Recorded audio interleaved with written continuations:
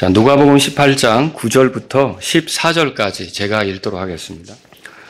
또 그분께서 자기가 의롭다고 스스로 믿고 다른 사람들을 멸시하는 어떤 자들에게 이 비유를 말씀하시되, 두 사람이 기도하러 성전에 올라갔는데 하나는 바리새인이요 다른 하나는 세리더라. 바리새인은 서서 자기 홀로 이렇게 기도하여 이르되, 하나님이여, 내가 다른 사람들 곧 착취하는 자들과 불의한 자들과 간음하는 자들과 같지 아니하고 더욱이 이 세리와도 같지 아니함을 감사하나이다. 나는 일주일에 2번 금식하고 내 모든 소유의 11조를 드리나이다 하고, 세리는 멀리 서서 감히 눈을 들어 하늘을 우러러 보지도 못하고 다만 가슴을 치며 이르되, 하나님이여, 죄인인 내게 긍휼을 베푸소서 하니라. 다 같이요. 내가 너희에게 이르노니 저 사람이 아니라 오히려 이 사람이 의롭게 되어 자기 집으로 내려갔느니라. 자기를 높이는 자는 다 낮아지고 자기를 낮추는 자는 높아지리라 하시니라. 아멘. 자, 여기 14절에서 자기를 높이는 자는 다 낮아진다고 되어 있죠. 그래서 오늘은 자기를 높이는 자, 이런 제목으로 말씀을 드릴게요. 이게 예수님께서 비유로 말씀하신 건데요. 9절에 보면 이 비유를 말씀하시되, 자, 왜 예수님이 이 비유를 말씀하셨냐면 9절에 보니까 자기가 의롭다고 스스로 믿고 다른 사람을 멸시하는 어떤 자들이 있기 때문에 이 말씀을 하신 거예요. 그런데 우리가 이 말씀을 살펴봐야 되는 이유는 오늘날도 이렇게 자기 스스로 의롭다고 이렇게 생각하면서 다른 사람을 멸시하는 일이 얼마든지 있을 수 있기 때문이라는 거죠. 그게 이제 다른 사람 얘기가 아니라 우리 자신의 얘기가 될 수 있습니다. 그래서 우리가 이것을 살펴보면서 주님으로부터 가르침 받는 게 필요하다, 이렇게 생각해 볼 수 있는 거죠. 자, 자기를 높이는 것을 우리는 교만이라고 합니다. 나는 교만하고 상관없어, 이렇게 생각할지 모르지만 벌써 그게 교만이에요. 그러니까 이게 굉장히 아주 힘든 문제입니다. 근데 교만이 어떻게 나타나느냐? 교만은 크게 2가지로 나타나죠. 자, 하나는 대놓고 자기 자신을 드러내는 겁니다. 나는 이렇다. 나는 이런 사람이다. 여기 오늘 성경에도 보면 이 바리새인이 12절에서 나는 일주일에 2번 금식하고 나는 내 모든 소유의 11조를 드리나이다. 영어 성경으로 보면 나 이렇게 하면서 자기가 어떠하다는 걸 드러내는 걸 볼 수 있어요. 그래서 교만은 이렇게 자기를 드러내놓고 나는 이런 사람이야, 이렇게 말하면서 드러내는 게 있고요. 또 다른 한편으로는 어떤 거냐면 다른 사람을 내리까는 거예요. 다른 사람을 내리까면 상대적으로 자기가 높아지겠죠. 그런 행동을 하는 거예요. 또 오늘 본문에도 보니까 바리새인은 이 세리를 좀 내리깔았어요. 난 저 사람 같지 않습니다, 이런 식으로 했던 거죠. 자, 이걸 잘하는 그런 존재가 하나 있는데 사탄입니다. 마귀. 에덴에서부터 자기 자신을 하나님처럼 높이려고 이렇게 했고요. 또 그 하나님 말씀을 알고 있는 그 사람들에게 다가가서, 여자에게 다가가서 그 하나님의 말씀에 대해서 이렇게 폄하시키는, 죽지 않는다 하면서 너희를 하나님처럼 너희가 될까봐 뭐 그런 식으로 하는 거야 하면서 폄하시키는 이런 일을 했던 거죠. 그런데 이렇게 사탄이 스스로를 높이고 다른 상대를 낮추는 것을 잘하는 것처럼 바리새인도 오늘 그랬단 말이죠. 여러분, 이사야서 한번 14장 보겠습니까? 이사야서 14장 펴보십시오. 이사야서 14장.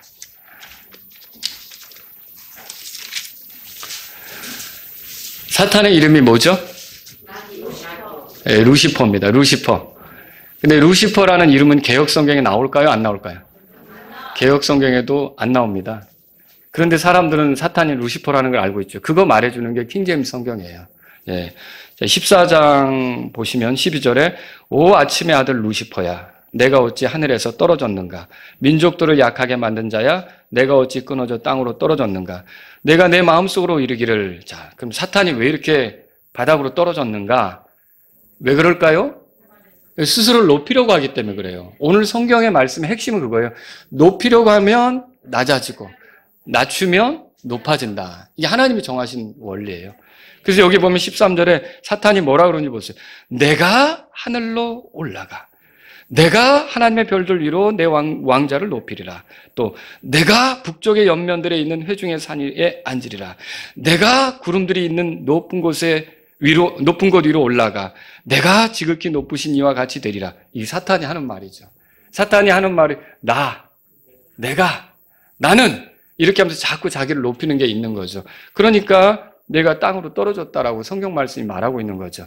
자, 이게 스스로를 높이면 낮아지고 자기를 낮추면 높아진다고 하는 것을 우리가 사탄의 모습을 통해서도 발견할 수 있는데, 사탄이 최종적으로 들어가는 곳은 어딘지 아시죠? 바닥 없는 구덩이. 제일 밑에, 거기, 들어가게 되는 거죠. 그리고 나중에 이제, 그렇죠. 브로스, 지옥. 여기에서 영원히 고통받게 되는 그런 일이 있게 될 거란 말입니다. 그래서 오늘 저는 여러분과 함께 예수님의 비유 속에 등장한 바리새인, 이 사람의 모습을 좀 살펴보려고 해요. 이 사람이 자기를 이렇게 높이는데 어떤 방법을 썼는가? 크게 두 가지죠. 자, 그걸 한번 살펴보겠습니다. 첫 번째는 뭐냐면요. 이 사람이 자기 자랑에 빠졌습니다. 자, 오늘 본문으로 돌아가 보세요.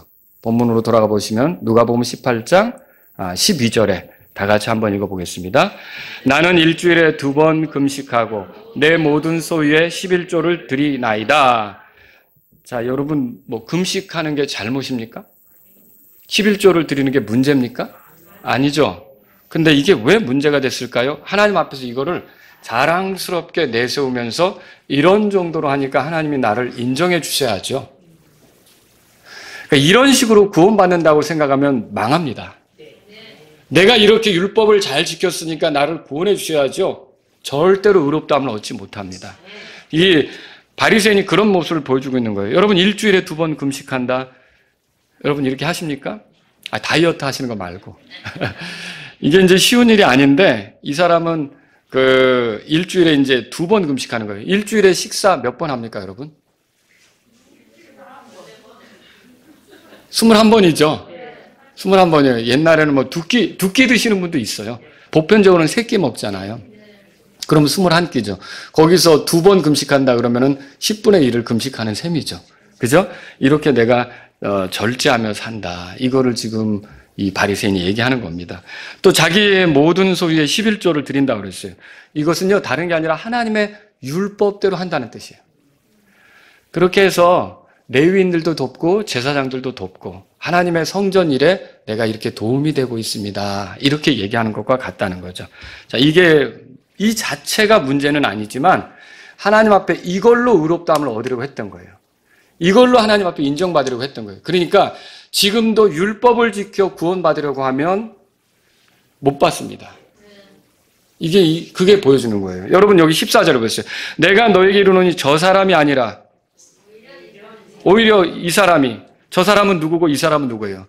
먼저 얘기했던 지금 예수님이 말하는 입장에서 먼저 얘기했던 저 사람이 바리새인이죠. 그리고 가깝게 얘기했던 세리가 이 사람이죠. 근데 이 사람이 의롭게 되어 자기 집으로 갔다 그랬어요. 자기가 죄인이라는 것만 정직하게 인정한, 불쌍히 여겨달라고 인정한 사람만 의롭게 된 거예요. 그러니까 구원받는 거는요, 내가 무슨 착한 일을 많이 하고 율법을 잘 지켜서 구원받는 게 아니라 나는 예수님이 필요한 죄인입니다. 나 좀 불쌍히 여겨주세요. 예수님의 십자가 공로가 저에게 필요합니다. 예수님의 피가 저에게 필요합니다. 저는 그 피로만 씻김받을 수 있는 아주 심각한 죄인입니다. 이게 자기 자신을 죄인이라고 인정한 사람만 구원받을 수 있다는 걸 여기서 발견하는 거죠. 그 자기 힘으로, 자기 자랑거리로 하나님 앞에 인정받으려고 생각하는 건 옳지 않다는 거예요. 이 사람이 이렇게 바리새인이 그렇게 했던 거예요. 바리새인이. 자, 그런데 자기 자랑에 대해서 하나님의 말씀이 뭡니까? 자기 자랑은 하나님께서 금하십니다. 하나님께서 우리를 구원하실 때 은혜로 구원하시는 거 아시죠? 네. 왜 그렇게 하시죠? 자기 자랑하지 못하게 하려고 그렇게 하는 거예요. 근데 만약에 율법을 잘 지켜서 구원받는다 그러면 자기 자랑 나오겠죠. 내가 이 정도로 율법을 잘 지켰으니 나 들어가는 거 당연한 거 아닙니까? 라고 자기 자랑 나오겠죠. 하나님 그거 되게 듣기 싫어하십니다. 그래서 에베소 2장 8절에서 9절 제가 읽어드립니다. 들어보세요. 너희가 믿음을 통해 은혜로 구원을 받았나니 그것은 너희 자신에게서 난 것이 아니요 하나님의 선물이니라. 선물이라고 그랬어요. 그죠? 그리고 행위에서 난 것이 아니니, 여러분 구원은 우리가 어떻게 행동했느냐 행위에서 난 것이 아니라고 써 있어요. 이것은 그럼 왜 이렇게 하나님이 이런 방식으로 하시느냐? 이것은 아무도 자랑하지 못하게 하려 함이니라. 그렇게 돼 있어요. 아무도 자랑하지 못하도록 그렇게 했다라고 하는 거죠. 하나님은 이렇게 자기 자랑을 싫어하십니다. 우리에게 보고 싶어하는 건 뭡니까? 자기 자랑이 아니에요. 우리가 존재하는 거 하나님의 은혜예요. 우리가 살아가는 거 하나님의 공급하심으로 사는 거죠. 우리가 뭐 이거 하고 저거 하는 거 이 하나님이 힘주셔서 하는 거죠. 그래서 모든 영광을 하나님께 돌리는 것을 하나님은 원하시는 거예요. 그런데 내가 이 정도입니다. 내가 이렇게 율법을 잘 지켰습니다. 내가 교회 생활 이렇게 잘했습니다. 내가 이렇게 열심을 냈습니다. 그렇게 털어놓으면서 하나님께 영광이 아니라 자기 자랑을 털어놓는다. 의롭다함을 얻지 못한다는 거죠. 그게 예수님 말씀이라는 겁니다. 하나님은 우리를 구원하신 것이 은혜로 그렇게 하신 거예요. 우리는 그분의 은혜의 영광을 찬양하는 사람들이 돼야 되는 거죠. 나머지 삶은요, 진짜 먹든지 마시든지 무엇을 하든지 하나님의 영광을 위해서 그분을 높이고 그분을 드러내고 그분을 자랑하고 그분을 칭송하는 것을 위해서 하는 거예요. 여러분 찬양한다 그러죠. 찬양. 그 찬양이 뭐예요? 찬양이 다른 게 아니라 하나님에 대해서 칭찬하는 거예요. 하나님 대단하십니다 이거죠. 근데 우리도 모르게 자기 자신을 바리새인처럼 칭찬하는 거죠. 이거는 하나님이 싫어하신단 말입니다. 또 자기 자랑은 하나님의 은혜와 충돌합니다. 사도 바울은 자신이 해온 일이 하나님의 은혜에 의한 거라고 말한 적이 있어요. 고린도전서 15장 10절 제가 읽어드립니다. 하나님의 은혜로 내가 지금의 내가 되었으니. 바울은 과거에 하나님의 교회를 핍박했잖아요. 그래서 예수님에 대해서 정면으로 도전했던 거죠. 예수님을 믿어? 이 이단자를 믿어? 이런 식으로 생각하고 예수님 믿는 사람들을 잡으러 다녔던 사람이에요. 그러면 그 결과로 지옥에 떨어져야 마땅할 사람인데도 하나님께서는 그를 불쌍히 여기셔서 구원의 은혜를 베풀어 주신 거죠. 예수님을 만나게 하셨고 정말 전혀 새로운 삶을 살게 하신 거죠. 자, 이게 얼마나 큰 은혜입니까? 근데 거기서 끝나는 게 아니라 여러분 구원받으면 하나님께서 우리를 구원하신 그 이유가 있을 거 아닙니까? 여러분과 제가 구원받은 이유는 단지 천국 가기 위해서 거기서 멈추는 게 아니라고요. 물론 그건 당연한 거고요. 하나님께서 우리를 통해 영광 받으시는 일을 하시고자 하는 거 아닙니까? 그런 것도 우리가 생각해 봐야겠죠. 그런데 바울은 구원받은 걸로 멈춘 게 아니라 사도로 부름을 받아서 복음을 전하고 교회를 세우는 일을 했던 거예요. 이게 얼마나 대단한 일입니까? 바울을 통해 구원받은 사람들이 많아졌죠. 바울을 통해 세워진 교회가 많잖아요. 지금 여러분들이 그 교회에게 보내는 서신들 보면 갈라디아서, 에베소, 빌립보서 이런 거 다 바울의 영향력 아래 세워진 거 아닙니까? 데살로니가 교회도 그렇고. 그래서 바울이 이런 엄청난 일을 했단 말이에요. 그런데 이런 엄청난 일을 해놓고도 자기 자랑을 하지 않아요. 뭐라 그러냐면 하나님의 은혜로 내가 지금의 내가 되었다 이렇게 말하고 있어요. 그리고요, 내게 베푸신 그분의 은혜가 헛되지 아니하여 내가 그들 모두보다 더 많이 수고하였으나, 그러니까 먼저 사도가 된 사람들보다 어떻게 보면 더 많이 활동하고 다녔던 거예요. 성경도 많이 썼죠. 복음도 전했죠. 교회도 전했죠. 그런데 그거에 대해서 뭐라고 말하냐면 이렇게 써 있죠. 내가 그들 모두보다 더 많이 수고했으나 내가 아니요 오직 나와 함께 하신 하나님의 은혜로다. 이게 하나님의 은혜를 찬양하는 사람, 하나님의 은혜를 높이려고 하는 사람은 절대 자기 자랑을 할 수가 없습니다. 근데 이 은혜에 대해서 망각하게 되면 사람이 자기 자랑을 하기 시작하는 거죠. 여러분, 이렇게 자기 자랑은 하나님의 은혜와 충돌한다는 것을 알 필요가 있어요. 여러분, 그러면 자기 자랑에 빠지지 않으려면 어떻게 해야 될까요? 하나님의 은혜를 찬양하고 높이고 노래하는 그런 삶이 되실 수 있기를 바랍니다. 또 자기 자랑은 뭐냐? 죄예요, 죄. 로마서 1장에 가보면 죄들의 목록이 있죠. 죄가 뭔지 소개하고 있잖아요. 로마서 1장에 가보세요. 로마서 1장 펴보세요. 로마서 1장.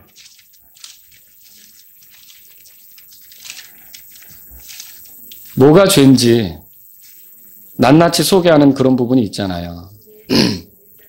29절 보세요. 자, 32절에는 그들이 이런 일들을 행하는 자들은 죽어야 마땅하다는 하나님의 심판을 알고도, 그러면 이런 일들은 다 죽음에 처해져야 된다. 하나님의 심판을 당해야 된다. 그거 아닙니까? 이런 것들은 다 죄라는 소리예요.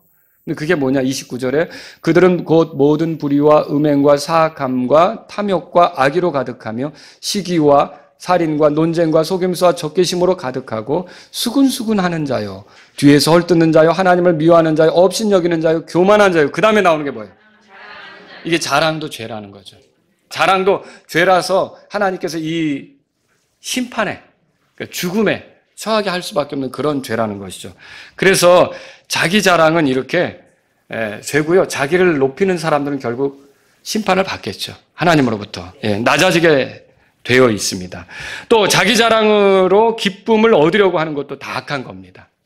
그 자기 자랑으로 이렇게 만족거리를 삼고 기쁨을 얻으려는 거. 야고보서 4장 16절 들어보세요. 이제 너희가 스스로 자랑하는 것을 기뻐하나니 그러한 기쁨은 다 악한 것이니라. 이렇게 써 있어요. 그러므로 우리가 간증할 때도 주의하셔야 돼요. 내가 이렇게 했더니 하나님께서 이렇게 해주시더라 하는데, 내가 이렇게 했더니라는 항목에서 은근 자기를 대단하게 보이고 싶어 한다. 내가 이렇게 주님께 헌신했더니, 내가 이렇게 주님께 잘했더니, 내가 이렇게 주님께 바쳤더니 하면서 그 주님이 이렇게 도와주셨더라 하는데, 앞부분에서는 뭐 한 거예요, 지금? 자기 자랑을 한 거죠. 그런 자랑은 어떻게 보면 하나님께 영광이 되기보다 자기를 세우려고 하는 것이 될 수 있다는 거예요. 차라리 그런 자랑은 안 하는 것이 낫다. 그런 간증은 안 하는 것이 낫다. 자꾸만 나를 칭찬하고 높여서 사람들이 나를 대단하게 보게 만들려고 하는 거예요. 여러분, 이게 남들이 하지 않은 체험을 했을 때 조심하셔야 돼요. 나 이런 체험을 했어. 이게 대단하네요. 이렇게 보이기 시작하면 여러분 그런 의도로 자기가 한 체험을 얘기하기 시작하면 문제가 되는 거죠. 나는 이런 걸 알고 있어. 이것도 물론 조심하셔야 돼요. 뭔가 이해했다, 깨달았다, 이런 것도 다 조심해야 된다는 거죠. 잠언 27장 2절에 이렇게 써 있어요. 다른 사람이 너를 칭찬하게 하고 내 입으로는 하지 말며 낯선 자가 너를 칭찬하게 하고 내 입술로는 하지 말지니라. 여러분, 우리는 자기 자랑은 내려놓고 예수님 자랑하는 사람들이 되어야 되는 걸 믿으시기 바랍니다. 하나님의 은혜를 찬양합시다. 또 자기 자랑은 사랑이 아닙니다. 여러분, 고린도전서 13장이 사랑장이라고 알려져 있잖아요. 이게 왜 고린도전서 13장이 들어갔냐면, 우리가 하나님으로부터 선물을 받잖아요. 영적 은사들. 이걸 선물이라고 하는데, 이거를 하나님이 우리에게 주시는 이유가 있어요. 가르치는 거, 섬기는 거, 어떤 타언어를 말하는 거, 통역하는 거, 여러 가지가 있을 거 아닙니까? 네, 이런 은사들을 주시는 이유는 교회를 세우라고 주는 거예요. 근데 우리는 오해해서 이런 걸 받으면 내가 좀 뭔가 업그레이드, 내 레벨이 올라간 것처럼 그렇게 생각하면서 사람들에게 그걸 은근히 이렇게 드러낼 수 있다는 거죠. 알아듣지 못하는 소리로 방언하는 게 우리가 신앙이 좀 업그레이드 된 그런 증거입니까? 아니죠. 그런데 나 이제 방언하게 됐어. 이게 문제라는 거죠. 여러분, 무엇이 됐든 우리를 높이려고, 우리를 세우려고 그런 것들이 주어진 게 아니라 교회를 세우라고 주어진 거예요. 교회는 뭐예요? 믿는 사람들이죠. 믿는 사람들을 세우라고 이런 것들이 주어진 거란 말이에요. 그런데 이렇게 교회를 세울 때 가장 좋은 방법이 뭐냐? 고린도전서 12장 끝절에서 그렇게 말하면서 13장으로 넘어가는 거예요. 13장에 뭐가 나옵니까? 사랑이잖아요, 사랑. 그 사랑으로 섬기는 것이 교회를 가장 잘 섬기는 거다. 그렇게 말하는 중에 이렇게 말하죠. 아실 거예요, 여러분. 자, 13장 4절 읽어드립니다. 사랑은 오래 참고 친절하며 사랑은 시기하지 아니하며 사랑은 자기를 자랑하지 아니하며 우쭐대지 아니하며. 그러니까 자기 자랑은 사랑이에요? 아니죠. 사랑으로 교회를 섬길 때 하나님이 그걸 기뻐하시는 거예요. 근데 자기 자랑으로 하나님을 섬긴다? 하나님이 기뻐하실 수가 없는 거죠. 내 자신의 어떠함을 드러내고자, 그러니까 내가 이런 사람이라는 거는 교회 안에서 비춰줘야 되겠어. 사람들이 나를 이 정도로는 알아줘야 되겠어. 이런 뜻으로 뭔가 교회를 하는 것은 여러분 의도가 잘못된 거예요. 이런 건 자기 자랑이죠. 자기를 세우는 거죠. 하나님께서는 이런 것을 기뻐하지 않는다는 거죠. 또 자기 자랑은 하나님께 대한 불순종입니다. 예레미야 9장 23절에 이렇게 써 있는데 이게 주님의 명령에 들어보세요. 주가 이같이 말하노라. 지혜로운 자는 자기 지혜를 자랑하지 말고 용사는 자기 힘을 자랑하지 말며 부자는 자기 재물을 자랑하지 말라.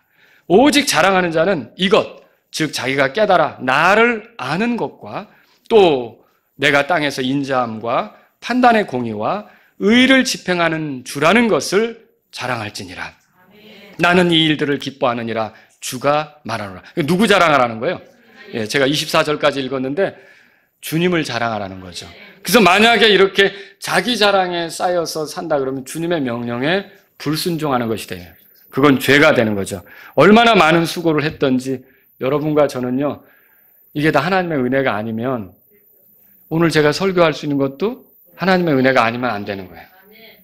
말씀을 준비하는 것도 하나님의 은혜가 아니면 안 되는 거고, 그리고 찬송 인도하는 것도 또 연주하는 것도 피아노 반주하는 것도 교사로 섬기는 것도 이 자리에 와 있는 것도 하나님의 은혜로 여러분이 와 있는 거예요.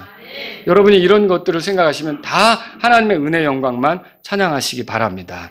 그러므로 우리가 스스로를 높이고자 자랑하는 말, 자랑하는 우쭐대는 행동 이런 것들을 버려야 되겠죠. 자기 자랑은 소용없는 것입니다. 여러분 생각해 보세요. 십자가는 왜 세워졌는가? 만약 우리가 우리 자랑으로 구원받을 것 같으면 십자가는 세워지지 않았겠죠.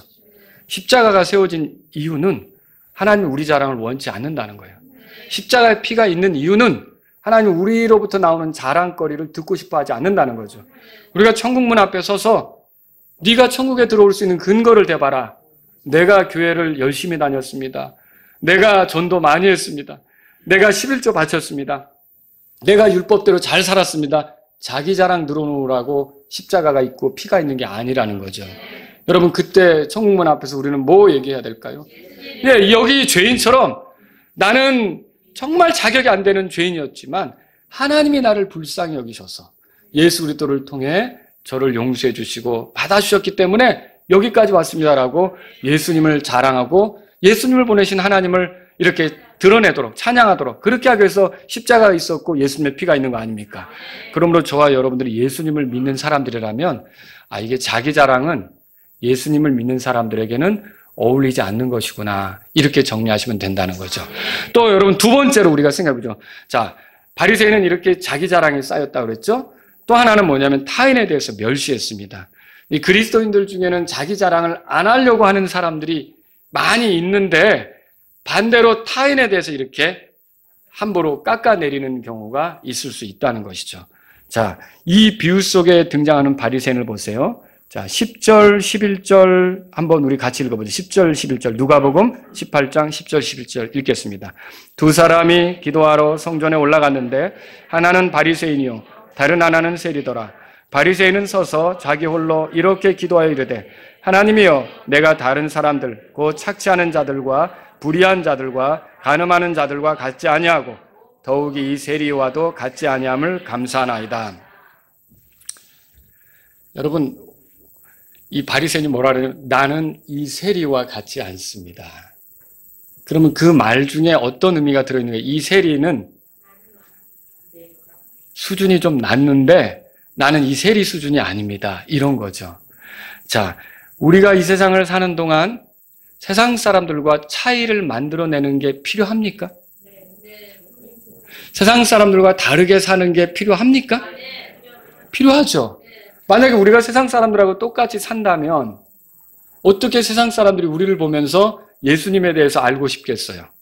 똑같이 술 먹고 똑같이 방탕하고 똑같이 어둠 속에 있고 똑같이 죄를 지으면서 그 친구들이 어떻게 우리를 보면서 너나 나나 똑같은데 뭐 하면서 어떻게 끌려올 수 있겠냐는 거죠.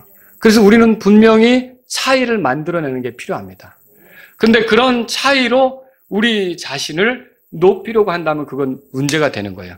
그런 차이로 그런 차이에 이르지 못한 사람들, 여전히 그 모습으로 살아가는 사람들을 비꼬고 내리깔고 비난하고 이렇게 하려고 한다면 우리는 지금 잘못하는 거라는 거죠. 여러분 바리새인의 역사를 한번 돌아보겠습니다. 바리새인들이 왜 이 유대인 사회에서 생기게 됐냐면 시리아의 왕 안티오코스 에피파네스라고 있어요. 이 사람이 BC 한 160년 뭐 이런 지경에 통치했던 사람인데 예루살렘 성전 있잖아요. 이거를 더럽혔어요. 거기다가 돼지 피 뭐 이런 것도 갖다 더럽히고 이런 걸로 성전을 아주 더럽혔어요. 근데 이것에 대해서 유대인들은 굉장한 모욕, 굴욕감을 느꼈던 거죠. 근데 왜 이렇게 됐을까? 우리가 하나님 말씀대로 살지 않았기 때문에 이런 일에 처해지게 됐다라고 생각하고, 그럼 우리가 하나님 말씀대로 살자, 이런 뜻으로 생긴 게 바리새인이에요. 좋은 시작입니까? 시작은 좋았던 거죠. 시작은 좋았던 거예요. 그래서 율법을 지키려고 굉장히 열심히 했던 거예요. 근데 문제는 뭐냐면 시간이 흘러가면서 이 사람들이 율법을 잘 지키는 그들의 나름 잘 지키는 거죠. 나름 잘 지키는 그들의 모습과 그렇지 않은 사람들하고 스스로를 비교하면서 자기들이 좀 우월한 생각, 우쭐대는 생각, 이런 걸 갖기 시작했던 거예요. 이제 이게 문제가 되었던 것이죠. 자, 여기 이 바리새인이 그래서 그렇게 말한 거예요. 나는 다른 사람들, 곧 세리와 같지 아니함을 감사합니다, 이렇게 말했던 거죠. 여러분, 세리는 유대인이죠. 근데 그 사람도 기도하고 싶어서 성전에 왔던 거예요.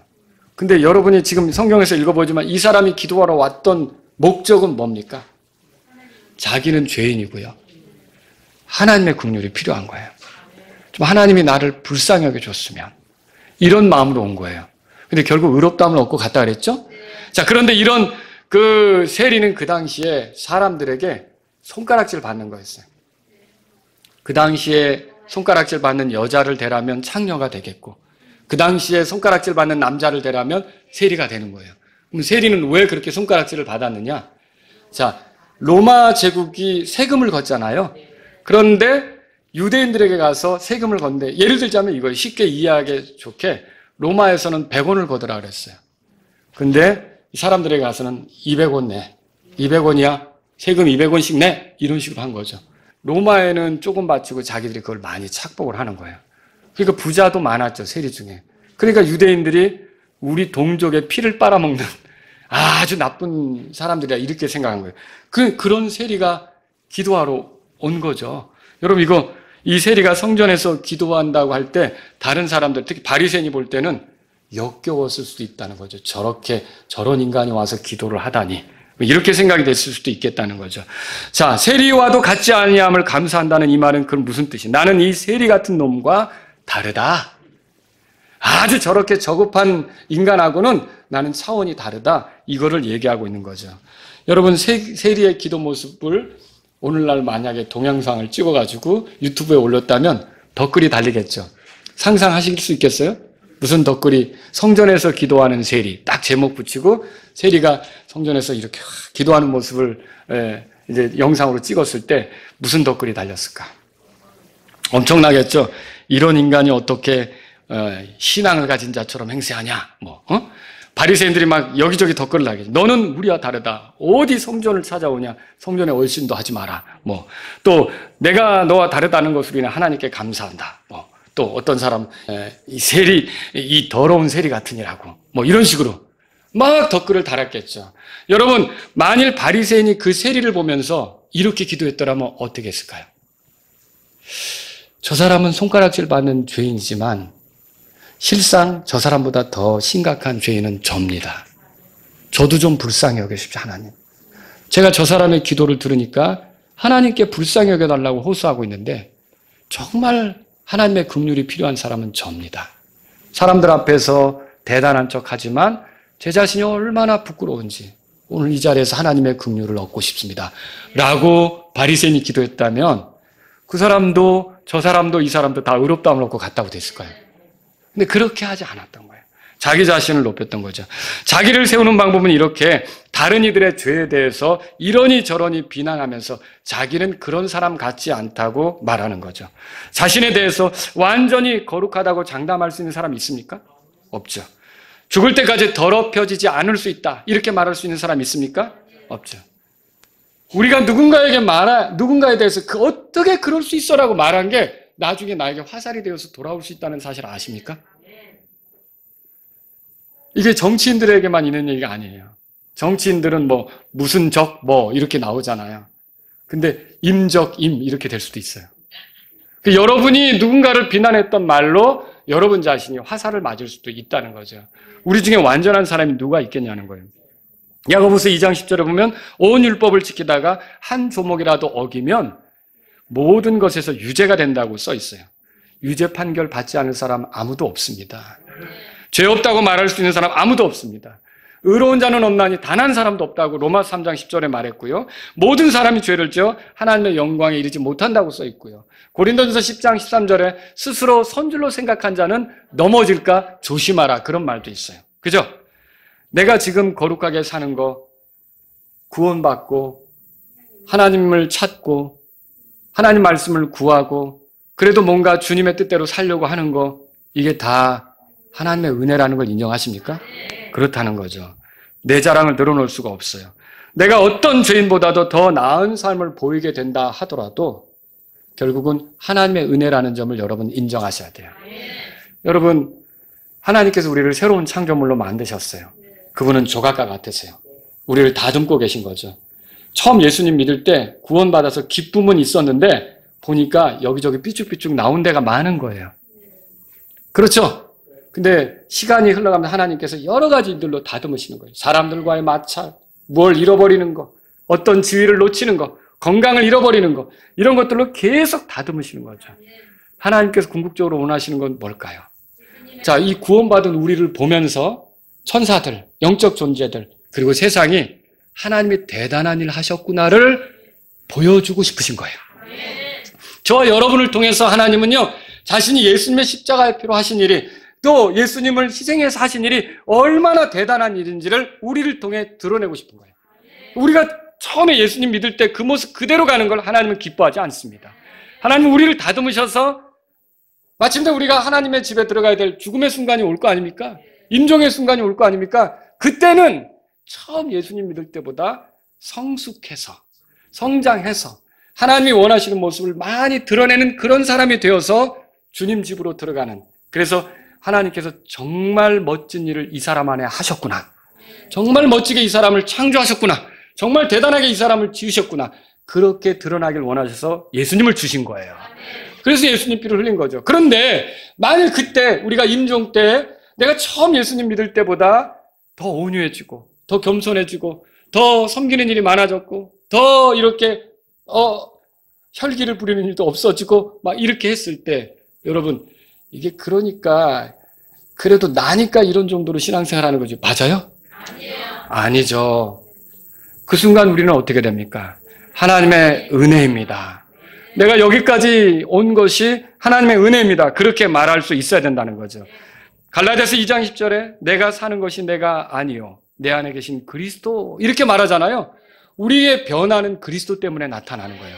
또 나를 강하게 하시는 그리스도 예수님, 이렇게 빌립보서 4장 13절을 말하죠. 모든 것을 내가 할 수 있게 하시는 그리스도 예수님. 결국 나를 변화시키는 분은 그리스도 예수님이시라는 거죠. 그래서 내 자랑을 할 게 없다라고 하는 거예요. 마태복음 7장 4절에 혹은 보라 내 눈 속에 들보가 있는데 내가 어찌 내 형제에게 이르기를 내가 내 눈에서 티를 빼내게 하라 하려느냐, 이렇게 말이 돼 있어요. 그러니까 뭐예요? 자기에게 있는 엄청난 그런 과실이 있으면서 남의 사소한 걸 가지고 털라고 하는 거, 이거는 주님이 기뻐하는 게 아니라는 거죠. 여러분, 그럼 다른 사람의 잘못에 대해서 어떤 태도를 가져야 될까요?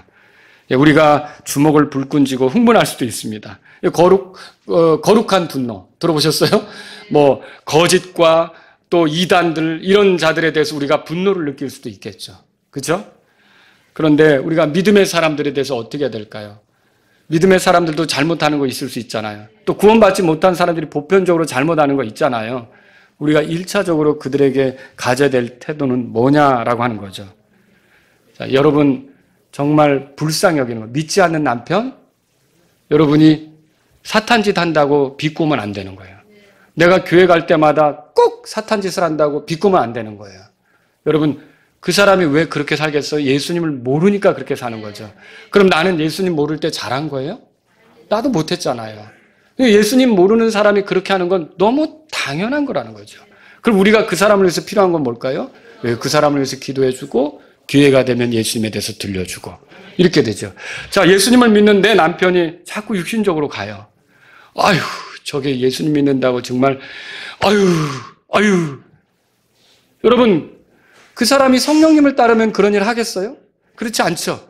근데 우리도 잠깐 한눈 팔면 성령님을 따르지 못할 때가 있잖아요. 육신의 영향을 받을 때가 있잖아요. 세상의 영향을 받을 때가 있잖아요. 우리 가운데 완벽한 사람이 누가 있어요? 예, 그 육신적으로 가는 사람을 위해서 우리가 어떻게 해야 되겠냐는 거죠. 예, 본을 보이고 기도해주고 또 격려해주고 조금이라도 잘하면 잘했다고 격려해주면서 주님 앞에 가자고 이끌어주고 여러분 이런 것들이 필요하다라고 하는 거죠. 갈라디아서 6장 1절에 이렇게 써 있습니다. 형제들아 만일 어떤 사람이 잘못에 빠지거든 영적인 너희는 온유의 영으로 그러한 자를 회복시키고 내 자신을 살펴보아 너도 시험에 들지 않게 하라.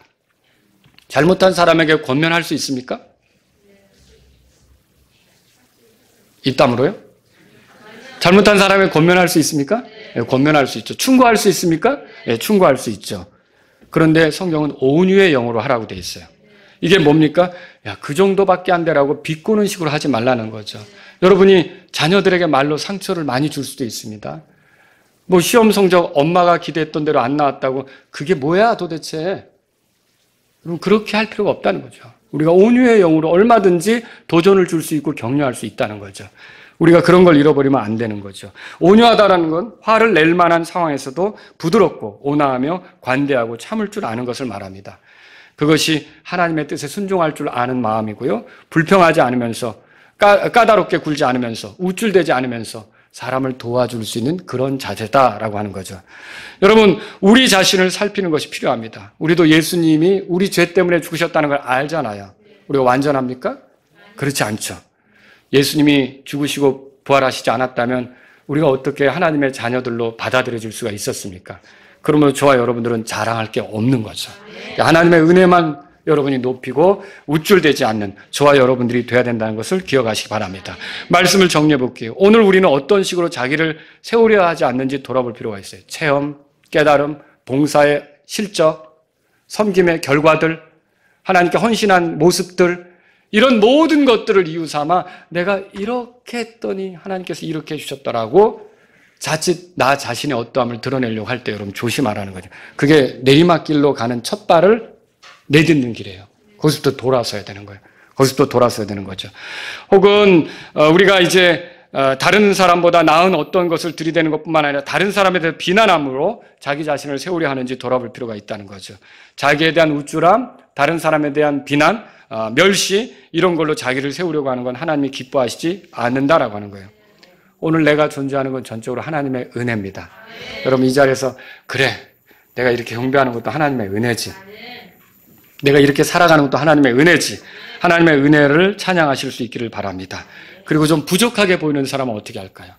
여러분이 그렇죠. 기다려주고 기도해주고 본을 보여주고 들으려고 하고 기회가 온다면 온유한 영으로 말해주고 이렇게 하면서 여러분이 이끌어줄 수 있기를 바랍니다.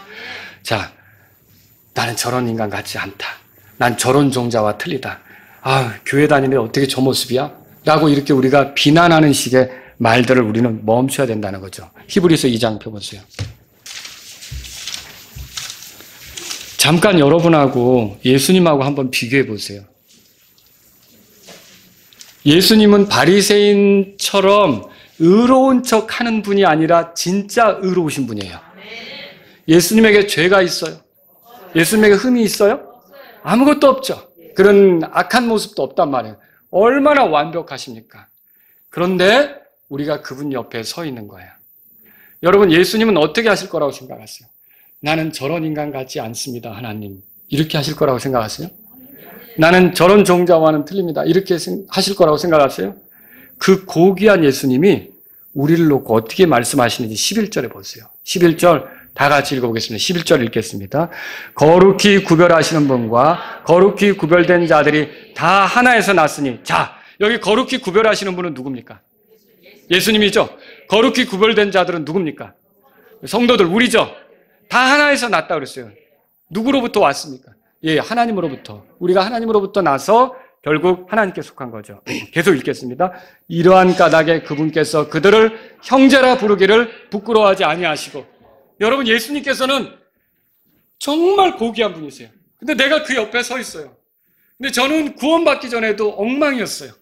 얼마나 죄 가운데 살았는지 사실 지옥에 떨어져야 마땅한 사람이었어요. 그런데 예수님께서 나를 불쌍히 여기서 구원해 주셨단 말이에요. 근데 구원받은 이후로 내 삶을 보니까 예수님 앞에 있는 내 모습은 너무 형편없는 거예요. 하나님의 은혜를 알지만 그 은혜에 역행할 때가 얼마나 많습니까? 성령님이 인도하시려고 하지만 얼마나 그 성령님께 도전하면서 육신적으로 가려고 할 때가 많습니까? 하나님이 주신 기회인데 그걸 알아보지도 못하고 엉뚱한 일에 빼앗겨서 그걸 놓치는 때가 얼마나 많습니까? 내가 정말 예수님이 나를 부르신 게 맞는데 내가 그분 옆에 서면 아주 심각한 모습이라는 거죠. 그런데 그때 예수님은 바리새인처럼 나는 저 인간과 같지 않습니다. 이게 아니라 이 사람의 형제라고 불려지는 것을 부끄러워하지 않는다는 말. 여러분 대단한 거 아닙니까? 하나님께서 보내신 예수님은요, 언제든지 우리에 대해서 너는 형제다, 내 형제다. 내가 너를 이끌어준다. 끝까지. 이렇게 하시면서 우리에게 다가오신다는 거죠. 이런 예수님을 안다면 저와 여러분들은 이제 부족한 사람들, 모자라는 사람들을 여러분들이 어떻게 바라보셔야 될지 생각해 보시기 바랍니다. 십자가는 죄 가운데 있는 죄인들을 향해 동정심이 많은 하나님의 사랑을 보여주고 있습니다. 하나님께서는 우리들에게 새 이름을 주셨어요. 하나님의 자녀, 예수님의 제자, 그렇죠? 주님의 양떼, 이런 그 아버지의 가족, 이런 그 아주 좋은 이름들을 붙여줬어요. 그분은 절대 우리를 비난하려 하지 않습니다. 우리가 못했는데요? 우리가 잘못했는데요? 예, 그거 고소하는 자는 따로 있습니다. 비난하는 자는 따로 있습니다. 누굽니까? 마귀죠. 그런데 예수님은 어떤 위치에 서 있습니까? 변호자. 요한일서에 보면 변호자로 계신다고 써 있어요. 그리고 중보자. 우리에 대해서 계속 하나님께 좋게 말하는 분으로 계신다는 거죠. 마귀는 뒤틀린 얘기를 하고 우리를 멸시하지만 예수님이 이렇게 부족한 우리에 대해서 늘 좋게 말한다는 거죠. 여러분이 이런 사랑을 누리고 있다면 우리가 우리 사랑하는 지체들을 대할 때 어떻게 대하겠습니까? 부족한 게 보였습니다. 그게 눈에 들어왔습니다. 나는 저 형제 같은 식으로 신앙생활 안 해. 그거 아니라는 거죠. 내가 정말 하나님 앞에서 다르게 살고 있다면 그 하나님의 은혜 아닙니까? 정말로 이게 이렇게 사는 것도 하나님의 은혜인데 주님 저 형제를 불쌍히 여겨주십시오. 저 형제를 이끌어 주십시오. 저 형제에게 좋은 열매가 있도록 도와주십시오. 여러분 기도할 수 있지 않습니까? 그것이 우리가 보여줘야 될 삶의 모습이라는 거죠. 구원자 예수님에게는 불쌍히 여기는 마음이 있었습니다. 바리새인에게 그 마음이 있어요, 없어요? 그 마음은 없었던 거죠. 자, 우리는 다른 사람의 죄를 지적할 수 있습니다. 죄가 무엇인지 말할 수 있습니다. 그것을 말하면서 그런데 자기 스스로를 높이려고 하면 안 된다는 거죠. 우리가 하나님의 은혜가 아니면 여전히 우리도 죄 가운데 있다는 사실을 알아야 되는 거고요. 하나님의 은혜가 아니면 우리가 그 어떤 것도 할 수가 없다는 걸 알고요. 하나님의 은혜로 여기까지 왔으니 저 사람에게도 하나님의 은혜로 온전하게 되게 해달라고 기도하는 게 필요하죠. 불쌍히 여겨달라고 기도하는 게 필요하죠. 그러므로 십자가에서 죽기까지 낮아주신 예수님을 따라 우리가 낮아질 것을 바랄 것인지, 아니면 여러분 빌립보서 찾아보세요. 빌립보서 2장. 십자가에서 죽으셨잖아요. 그렇죠? 예수님께서 예수님을 따라 살 것인지. 2장 보세요. 3절에 어떤 일도 다툼이나 헛된 영광으로 하지 말고 오직 뭐라고 돼 있어요? 겸손한 생각으로. 겸손한 생각이 뭐냐? 자기보다 남을 더 낮게, 자기를 낮추는 거죠.